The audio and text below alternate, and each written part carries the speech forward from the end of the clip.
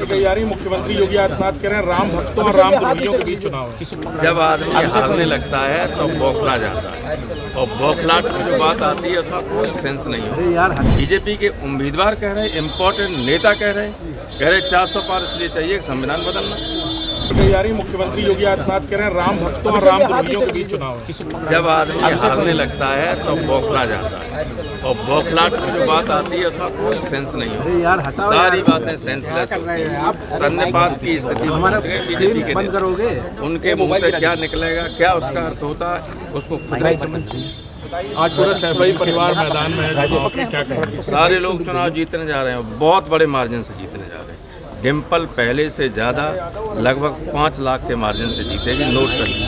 आप लोग कह रहे हैं कि संविधान खत्म किया जा सकता है।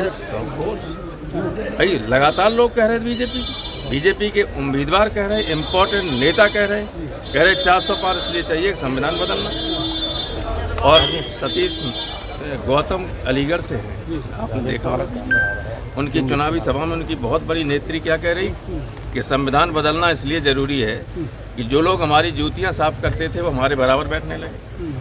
तो जब ये मानसिकता हो और पूरी तरह से संविधान तो लिख लिया है दूसरा इन्होंने, लेकिन 18,000 पेज की जो रिपोर्ट दी है कोविंद ने उसमें यही है। लेकिन सरकार के लोग कह रहे हैं 10 साल से हम बहुमत में थे, अगर संविधान में कुछ बदलना होता तो हम पहले ही कर सकते थे। नहीं, अब वो डिक्टेटरशिप की तरफ जाना। 10 साल के बहुमत के बाद ऐसा है, लॉर्ड एक्टर ने कहा था कि power corrupts and absolute power corrupts absolute. तो जब एब्सोल्यूट पावर हो जाती है तो फिर आदमी तानाशाही की तरफ बढ़ने लगता है। हिटलर भी जनता के द्वारा चुन के आया था और संविधान में संशोधन करके वो तानाशाह बन गया। दुनिया जानती है।